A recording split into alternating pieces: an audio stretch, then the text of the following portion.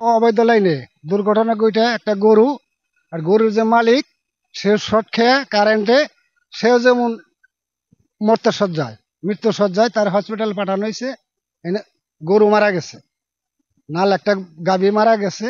অবৈধ লাইন বহুত দিন ধরে চালাইতেছে, তারা কইলে হে মনে করে না এটা কিছুই না, বুঝছেন। এই তো এই ঘটনা সে শিল্পপতি অনেক খামার করছে, খামার করে হে মনে করছে যে এই এলাকাটা কিনে ফেলাইছে, কেউ দোয়াই মানে না, কেউ কথা শোনে না, কইলে করে একটা।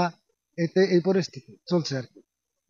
এই যে গোবর দেখেন আপনারা, সব গোবর তার খামার করতেছে, খামার তো আরো বেশি করে এই এলাকা পৃথিবীতে সবাই করছে, তার নাগাল যে খামার করে এটা এই পৃথিবীতে দেখিনি আর কি। চান হন আপনারা আইনের লোক, আইনে যা আপনার প্রমাণ দেখে যান, আইনে যা আপনি চলে চাই করবেন আর কি। এটা বিচার, দশজনে বিচার চাই, আমরাও চাই। কেন সে অবৈধ কাজ করে? সে একটা শিল্পীপতি, সে যদি ইচ্ছা করে বহুত কিছু করতে পারে, লাইন নিয়ে গাঙ্গে দিতে পারে, নলে কারেন্ট অবৈধ কারেন্ট চালাইতে পারে। আমরা সামান্য গরিব মানুষ, আমরা অবৈধ লাইন চালিয়ে হারি না, হে শিল্পপতি দেখে চালাইবো, এটা তো হয় না বাংলাদেশে। এটাই আর কি। অবৈধ তার ফালি আছে যে কোম্পানি, আলাল কোম্পানি। আমার ছেলে গরুটা এবার নিয়েছিল, গরুটাও মরছে, ছেলেও আদা মারা হয়েছে। ছেলের বাদ বাস দিয়ে বাইরিয়া ছুটাইছি, ছুটিয়ে ওটা আদা মারা শিবালতলি হাসপাতালে ভর্তি। শিবালতলি হাসপাতালে ভর্তি। ওখানে যে আমার জমি আমার সবকিছু নষ্ট করবানছে। এখন আপনারা সরকারি লোক, আপনার কাছে আমি বিচারছি। এখানে হচ্ছে আপনার আলাল শিকদার খামারের অবৈধ বেলার আনছে 500 মিটার লম্বা। এই তারের মধ্যে কমসে কম 20-30টা লিক হবে, এরকম ভাবে কানেকশন দেওয়া। তো আমার আমিনুর চাচা এখান থেকে তার গরু নিয়ে আসতেছিল, পরে আপনার গরু এবং উনি সাথে তার সাথে স্পর্শ হয়। স্পর্শ হওয়ার সাথে সাথেই ওনার বোন ছিল ছোট, চিকার করার পরে আসলো, আসার পরে ওনারে বাড়ি দিয়ে ছুটানি পরে আপনার হলো গরুটা বাঁচাতে পারে নাই, উনি নিচে পড়ে ছিল। পরে আমরা ধরাধরি করে ওনার হসপিটাল নিয়ে ভর্তি করছি। আর এই খামারটা চালানো হয়েছে অবৈধ লাইন অনেক দিন ধরে। তো আমরা চাই এরকম অবৈধ লাইন না হয়, আর কাটাছিড়া লাইন সবগুলো উঠিয়ে নিয়ে উচিত করা হোক। আর আমাদের সুস্থ একটা বিচার চাই আমরা। এরকম ভাবে যদি মানুষের সাথে মানুষটা যে আজকে মারা গেছে, উপায়টা কি হইতো? তো আমরা চাই এটা সুস্থ একটা বিচার চাই।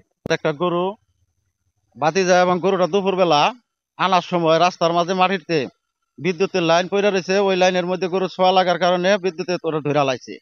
ধরার পর আমার বাইশটা ছুটানোর চেষ্টা করছে, আমার বাইশটা সহ ওই বিদ্যুতের মধ্যে আটকে পড়ছে। গরু মরার পরে আমার বাইশটাকে পাড়া প্রতিবেশী দৌড়াদৌড়ি করে না বাইরিয়া ছুটাইছে, সে আহত অবস্থান বর্তমান শিবালতলি হাসপাতালে ভর্তি। এই বিচার আপনাদের কাছে চাই, এই দেশবাসীর কাছে চাই। এই অবৈধ লাইন 500 মিটার তার দিয়া রাস্তা 2 বছরের উপর হয় চালাইতেছে।